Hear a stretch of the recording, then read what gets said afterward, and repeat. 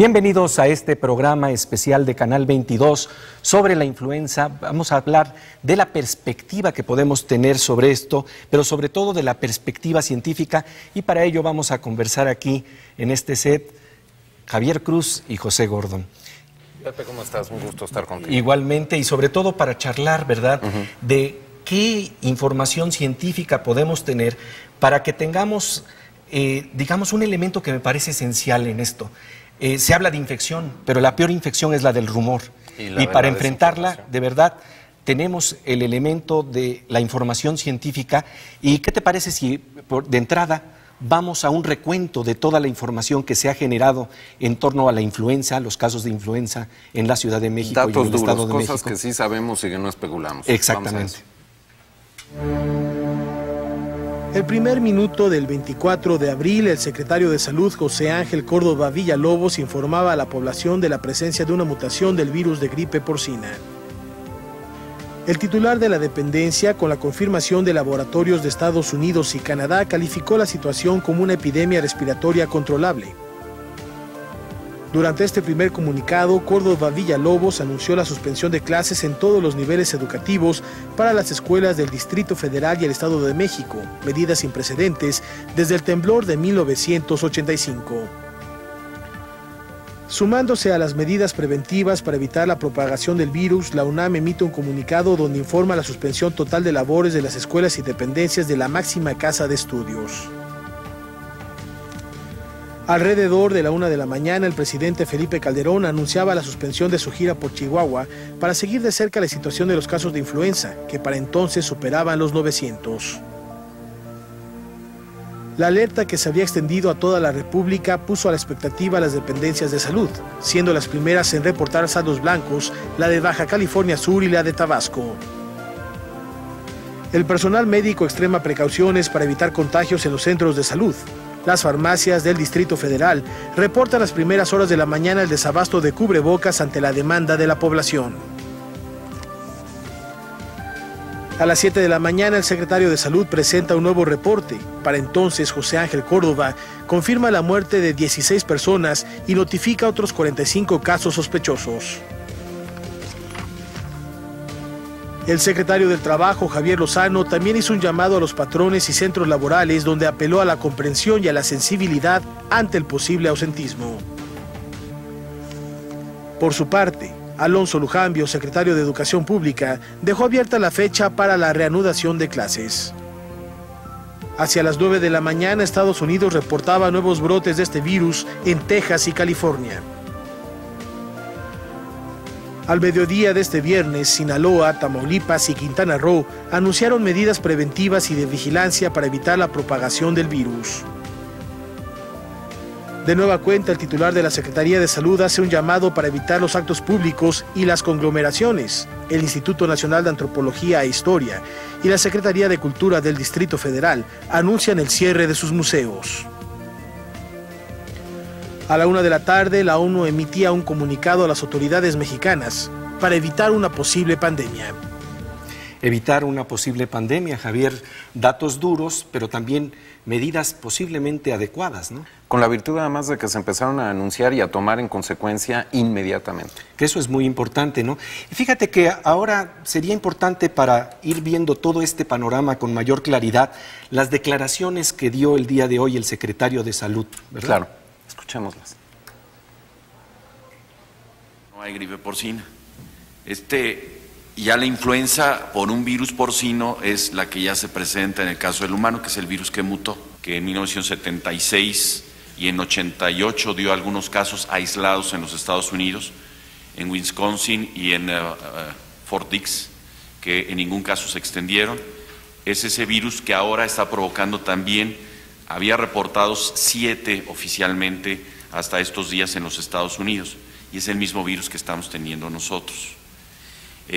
¿Cómo se originó? Dado que parte del genoma del virus es del puerco euroasiático, esto sin duda tuvo que haber sido originado en una de estas zonas del mundo y que mutó y fue transportado por algún individuo y después empezó a reproducirse. La vacuna, efectivamente, la recomendación de la Organización Mundial de la Salud es que para este germen, que es nuevo, pues no hay una vacuna.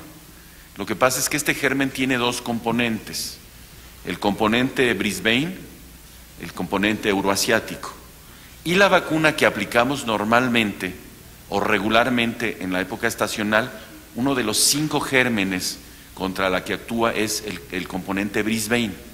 Entonces sería nada más una partecita. Entonces por ello no lo dan como una recomendación, porque piensan que pudiera ser realmente una acción que no sea útil.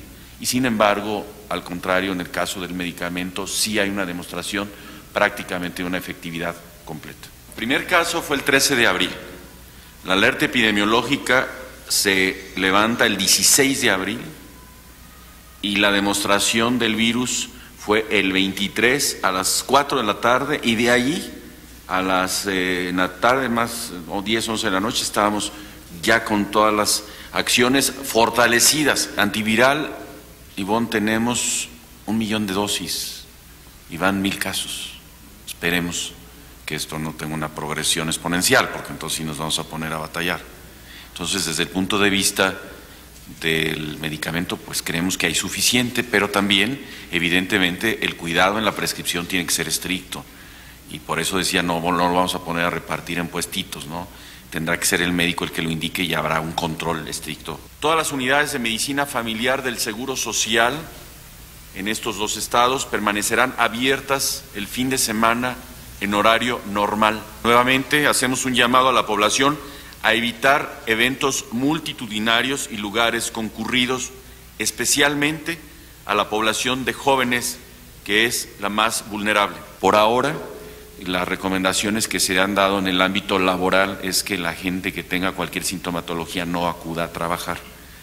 Pero dado la evolución que está teniendo esto, hasta ahora no ha sido reconocida la necesidad o la posible necesidad de que haya paros laborales.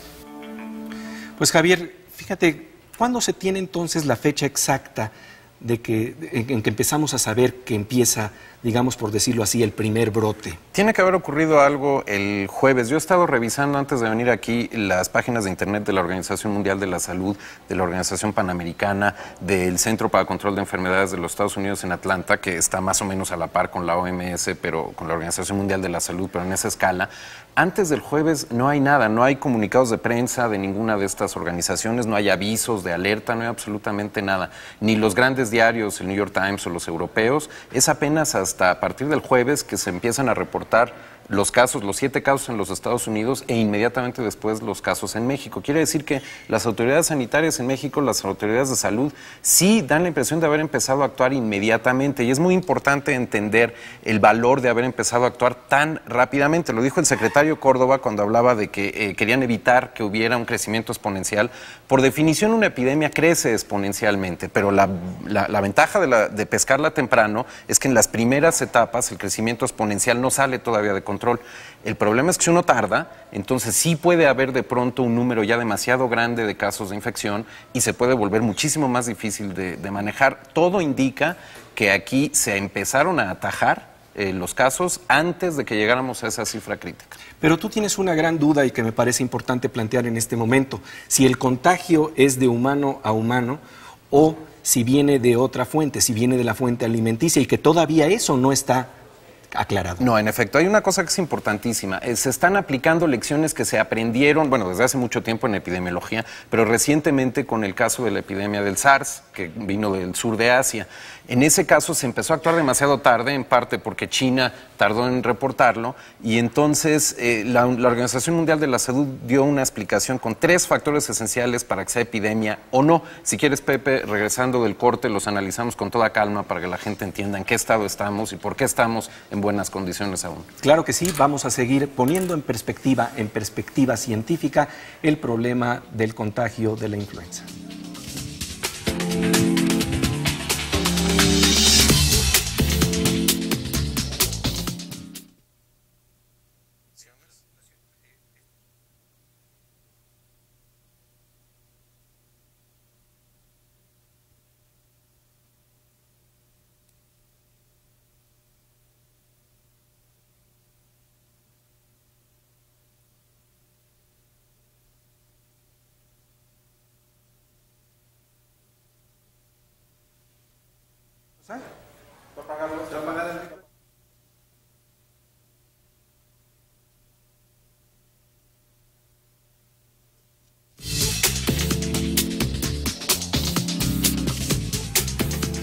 Estamos de regreso en este programa especial de Canal 22 sobre la perspectiva científica que se puede dar sobre el efecto de la influenza.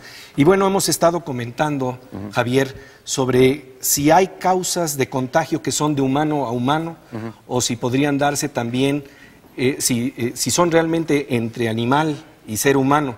Y hay una diferencia fundamental en ello, ¿no?, para tratar este caso, este contagio. Hay una diferencia esencial, lo digo rápidamente para que pasemos al resto del desarrollo. La Organización Mundial de la Salud identifica 3 factores de riesgo para una epidemia, factores necesarios. Sin que estos 3 existan, el riesgo es prácticamente mínimo. 1, la existencia de un virus nuevo, eso ya ocurrió, nos hablan de un virus nuevo. 2, que haya un cierto grado de infectabilidad, la hay claramente entre los cerdos, pero 3, y esto es crucial, que haya una infección fácil, una transmisión fácil de humano a humano. Y cito a la agencia alemana de noticias dpa esta mañana diciendo, citando a los Centros de Control de Enfermedades de Estados Unidos, no hay evidencia, no la había hasta esta mañana, de transmisión de humano a humano. Quiere decir que falta por lo menos el tercer factor que identifica la Organización Mundial de la Salud. Y en todo caso estamos hablando de mutaciones de un virus, y vamos a ver a continuación un fragmento de un programa muy interesante de David Suzuki sobre la naturaleza de las cosas, en donde se plantea lo que son las mutaciones del virus en términos genéticos. Muy bien.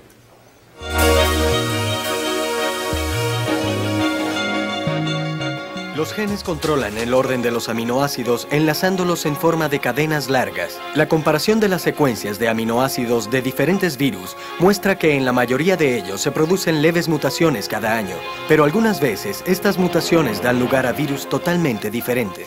En el Centro de Investigaciones de la isla Plum, Robert Webster demostró cómo podían producirse nuevos virus completamente diferentes. We did a set of experiments where we mixed virus in pigs and chickens together, let them mix together, analyzed, and found that the viruses were mixing their genomes or making reassortments. This virus has been around, I guess, for millions of years. It's found a way of existing in these wild birds without causing... I mean, the two exist very nicely together, which suits the bird and suits the virus. And it may have only gotten to the human population when this became big enough to sustain epidemics. Characteristic then has been that there have been regular periods of worldwide epidemics, so-called pandemics. And largely due to the work of Rob Webster and also Graham Laver, it's now believed that these events relate to the mixing of genetic material from viruses that are in different animals. So typically avian influenza viruses, possibly passage through a pig or something that find their way into man. And when those new viruses get into man, they look like nothing else that's ever been in man, so there's absolutely no residual immunity in the population to things that look like that. Y hay que hablar de verdad de los grandes avances científicos que se han dado para tratar de, como detectives de la naturaleza, encontrar la naturaleza de este virus precisamente. De hecho, en 1918, cuando se dio esta gran epidemia, después de la Primera Guerra Mundial, la influenza española, la verdad no se tenían los elementos para combatir este problema. Se habló de que las bajas que se causaron fueron mayores que las que ocurrieron en la Primera y la Segunda Guerra Mundial y en la guerra de Vietnam y de Corea. Y desde entonces la ciencia se ha abocado a esta investigación. De hecho, todavía por ahí de 1933, se podía nada más saber que había animales que tenían el virus simplemente por los síntomas, no por estudiar realmente lo que estaba pasando dentro de sus células del cuerpo. Y entonces ha habido un gran salto para que la medicina pueda enfrentar este virus, y esto tiene que ver con la naturaleza del virus, el estudio de lo que está realmente pasando ahí, cómo funciona ese virus. Eso es lo que vamos a ver a continuación. When I started here in 1958, nobody had any idea what this virus looked like. There were no EM pictures, no chemistry, nothing at all. there was a story going around by this, well, this was the classical way that the virus could be disrupted with ether to take it apart. Well, the first thing I did when I got to the lab here in 1958 was to shake virus with ether, and it was very clear it didn't work. Anyway, so then we found that if we added detergent, then we disrupted the virus very nicely. Las espículas o antígenos que envuelven el virus podían ahora ser separadas y analizadas, lo cual constituye un avance importante en la comprensión del ciclo de vida del virus. La espícula de 3 proyecciones de la izquierda se denomina hemaglutinina y a la molécula con forma de hongo, neuraminidasa. La envoltura de la neuraminidasa es esencial para el virus, ya que le permite a los nuevos virus liberarse de las células y continuar la infección.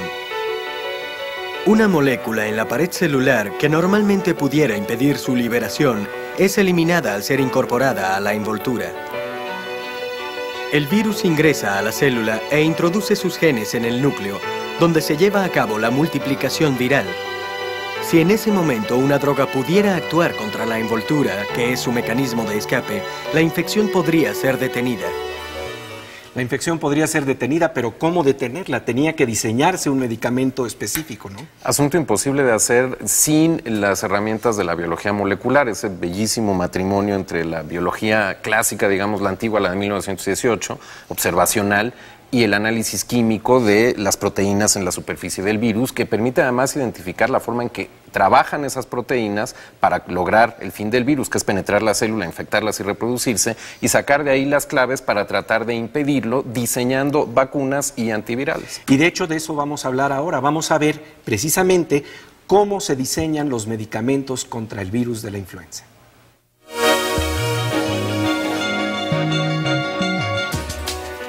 What the problem is in drug design is to come up with the ideal key. You want to have something that binds perfectly to this lock and basically locks it up, but is very specific for this particular lock. It shouldn't bind to any of the other targets that are in the cell. So you basically look for the specific key that binds to this lock to the neuraminidase. If you can get the precise structure of one of the virus proteins, then you can design drugs which will specifically go for the virus and not for the cell. And so you have a specific way of killing the virus, if you like, without... Moléculas como estas jamás habían existido en la naturaleza, pues son producto de la creatividad farmacéutica y del profundo conocimiento de la intrincada estructura de la envoltura de neuraminidasa. In terms of elegant science, I think when you can look at pictures like this and in a creative sense design new molecules which bind into these pockets which you want to inhibit and make plug drugs, it's a phenomenal experience. It's like painting a Mona Lisa. Pues como pintar la Mona Lisa, ese nivel de creatividad, de exactitud, de diseño de los fármacos, que prácticamente son medicamentos, digámoslo así, cortados a la medida, ¿no?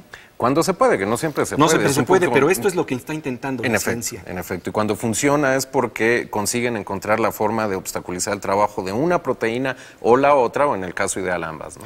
Y bueno, de esto precisamente vamos a hablar, de qué tan específicos pueden ser los medicamentos para combatir ahora el problema de la influenza que se está dando en la cepa específica que está afectándonos en la Ciudad de México, y en general estamos viendo que se está volviendo un problema que probablemente puede tener dimensiones globales. Vamos a regresar con Carlos Aramburu de la OSS, coordinador de investigación científica de la UNAM, después de este corte en este programa especial sobre la influenza desde la perspectiva científica, aquí en Canal 22.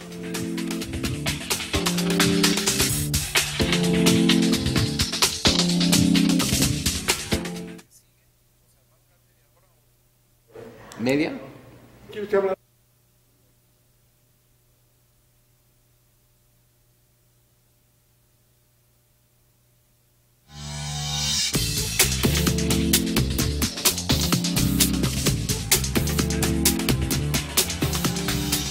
Estamos de regreso en este programa especial de Canal 22 sobre la influenza vista desde la perspectiva de la ciencia. Nos acompañan Javier Cruz y también el doctor Carlos Aramburu de la OS, coordinador de investigación científica de la UNAM, para precisamente platicar desde la perspectiva de la ciencia cómo entendemos este fenómeno que está aconteciendo hoy en la Ciudad de México, que tenemos que enfrentar en estos momentos. Bienvenido, Carlos. Gracias por la invitación, con mucho gusto estamos aquí con ustedes.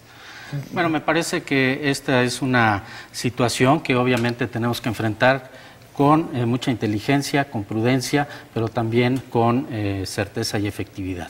La Secretaría de Salud ha hecho un llamado a la sociedad para estar muy atentos justamente a este brote epidemiológico que se está dando, y se están tomando una serie de medidas para que la sociedad en su conjunto pueda tomar las precauciones necesarias para que este brote pueda ser detenido.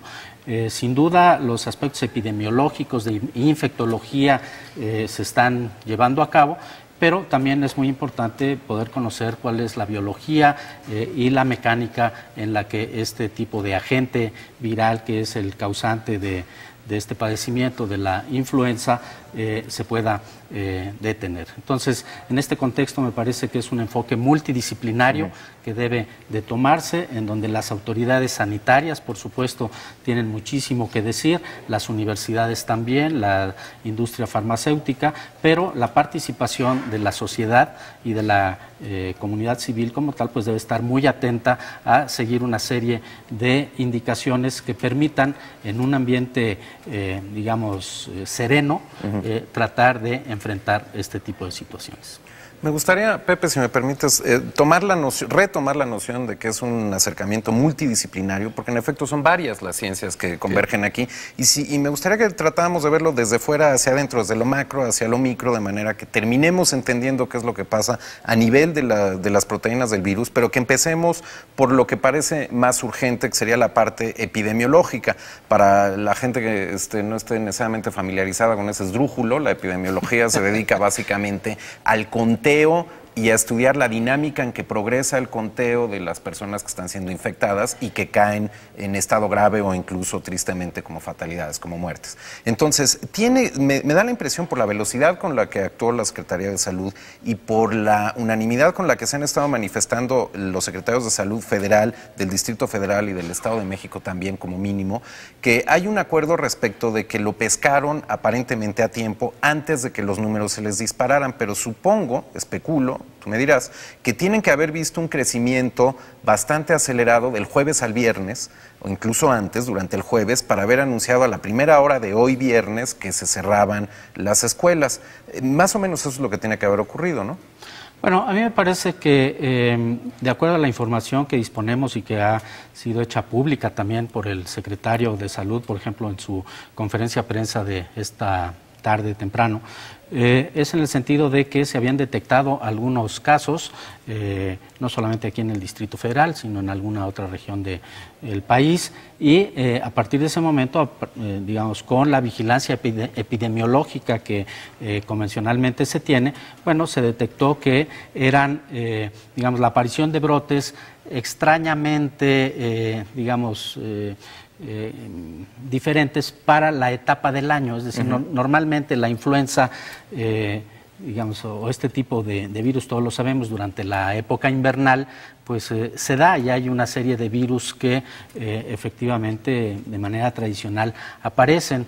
De hecho, desde hace varios años se tiene un programa de vacunación a la población que ha venido creciendo para contender con esta situación.